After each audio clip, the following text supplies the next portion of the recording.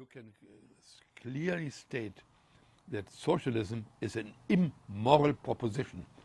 It's not a right position, it's an immoral and wrong position. And every soldier, if he hears me speak, can take it for granted that that is the truth. And everything which has to do with it has to be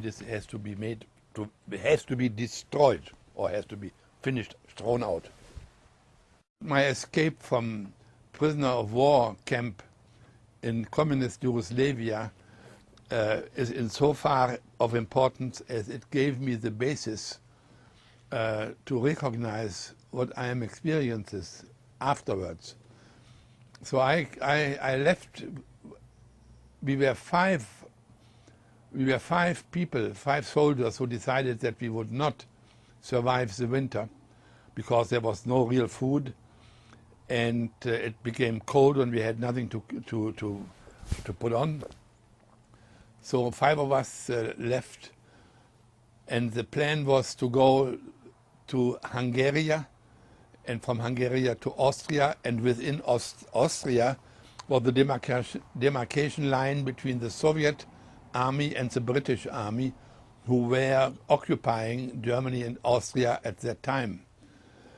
And the first night when we left the camp, we lost the guy with a map, and the 4 of us continued.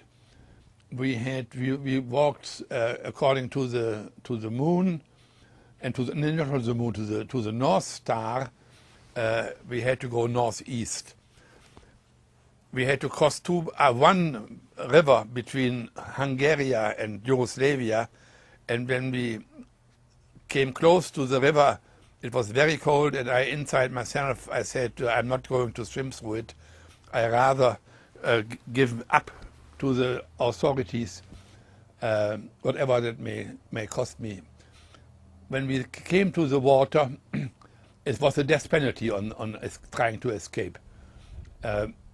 When we came to the river, we found a boat underwater lying there waiting for us.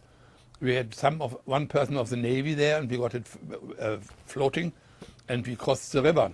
Then we realized that we were still in Yugoslavia. We had to cross the main river. This was a side river of the same thing. So when we came 2 days later, or 2 nights later, to the main river, we again found a boat, which this time it was tied at a tree, and we crossed the water, and we were in Hungary. So we got, for the first time by the population, they gave us really to eat, but there were very few men. They were either prisoner of war there on either side in the war, or they were dead. And we went to a farmhouse in the morning after walking through the night, and they put us up.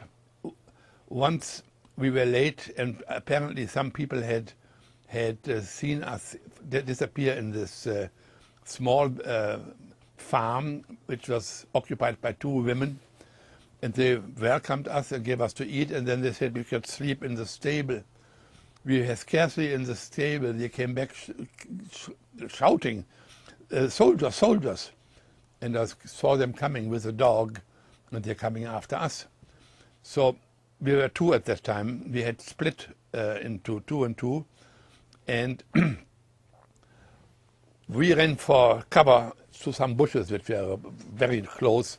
We had to go through via a field which was plowed you say, so you could see my footsteps. I lost my papers. They were all the ones I have there. They were all over the thing, so you could not miss really seeing that. And then we came down in the bushes, and then we saw the Soviets with Shishu in the air coming into the village, pick up my cap. I could see them pick up my cap, and then they turned around and went in the opposite direction. I had absolutely no explanation how that is possible. And then we waited. At that time, we waited in the bushes until it became night. Then we went to the 2 women, elderly women, in the farm, and they begged us that we disappear immediately.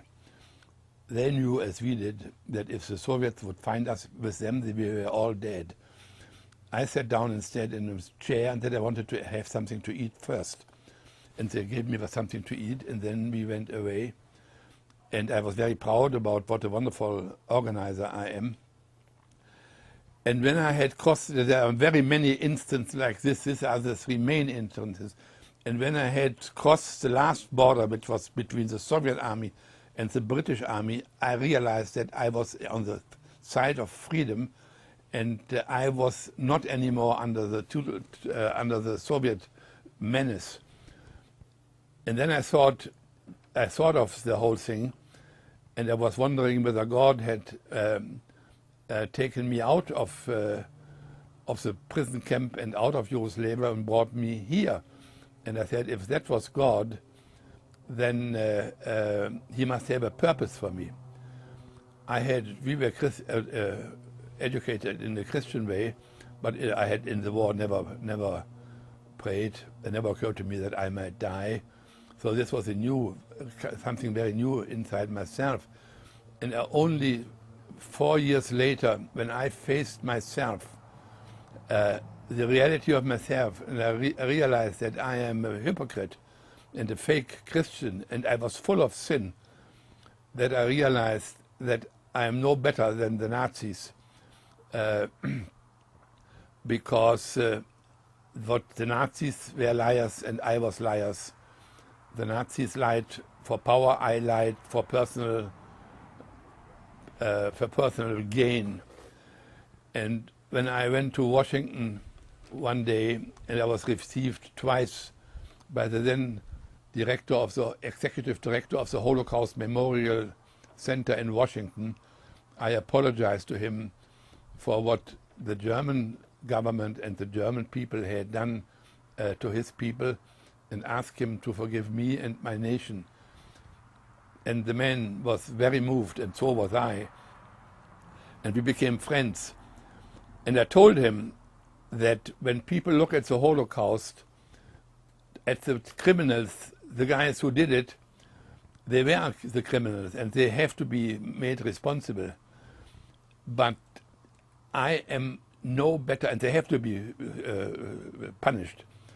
But I was not punishable, but I was, he said, the real enemy, or the real ones, I said to the executive director, who are responsible for this are those people, the bystanders, the ones who cannot kill a fly, but stand up for nothing. And I think that is very much a picture which I see from many people here in the States, especially in the Christian churches, who exactly, with whatever reason, do not engage themselves in the battle for the future of our children and grandchildren. And the experience of this encounter with the executive Dr. David Weinstein I shall carry until the end of my days in my memory.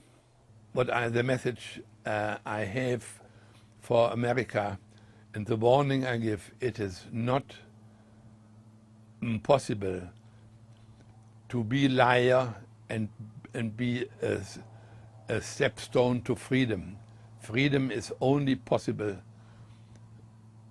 with honest people, and I would say with Christian people who have made a commitment to God to love their neighbor as you love yourself, and do what is right. And I think that is where Hitler got us, that he gave the German people the aspect of honor and being great again. It was a national growing under him to begin with. But all those who thought he was doing it, he did the contrary. And the fruit of what he did was the destruction of the country. And everybody who tries to put a nation in the jacket of socialism and communism is part of a system which denies God and destroys the freedom and the spirit of humanity. And that is why I am in this battle, because I realized that when I realized who I am, one of the first thoughts I had how I had treated the two women in Hungary when I wanted food and they wanted to get rid of me. I didn't think a moment about their destiny. I was very ashamed, and I couldn't ask them for forgiveness. I asked God to forgive me. What I want to say is that without change in human nature, and human nature is the same all across the world, without change of human nature, which means a new orientation of your motives, nothing good is to come out of what you do or what your nation do. And your nation, and America is one of the few nations which does have a mission, which is freedom, not just for one's own nation, but freedom for the world. But freedom without truth is not possible. That's why we say the battle for freedom is a battle for truth. And you have to get rid of hatred. My mother hated the Nazis.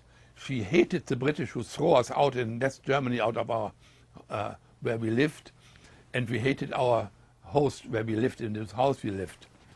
When she realized that she was a fake Christian like myself, and that she was full of hate that she should love, she realized she couldn't. She just could not get rid of the hatred, because she made the Nazis responsible for the disaster of our family, for the disaster of our country. And she went down on her, and the hatred is what has to be healed.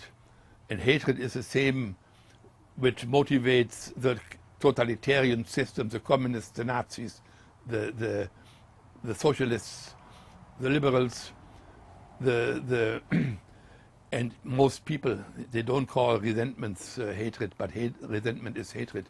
My mother went down off their knees and said to God, God, if you up there, I know that I am a Christian. I know, and I know that you know that I am full of hatred. I cannot get rid of it, and I do not get up here before you help me to do that and liberate me of my hatred. It took her 2 years, 2 months, and she got up and was a very happy woman, something which no son can wish more for his mother, and she went to battle for the souls of people from there on. So that I wanted to say, that are the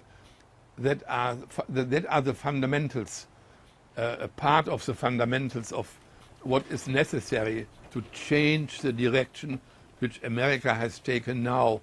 And what happened then in 1945 is no different in its motivation of what happens here today, and it has to be changed. Well, people who don't have, let's say, let me put it very carefully, a sense for the rights of other people, have no other way to their own power by destroying them. Put them in the prison, put them in the camp, kill them.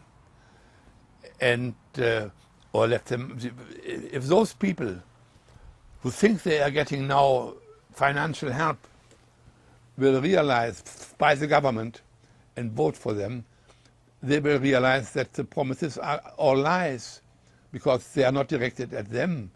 They are directed at the power of those who want to have the power and distribute other people's fortunes to those who don't have it, instead of helping them to stand on its own feet. And human nature, if left to himself or to itself, will always lead to immorality.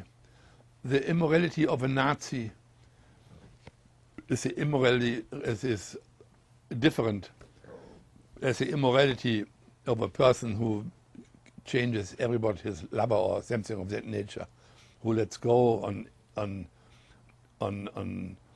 sexual behavior as the main purpose of his life, or you try to get more money out of somebody else, or is all things which naturally evolve if they listen to the wrong voice inside themselves.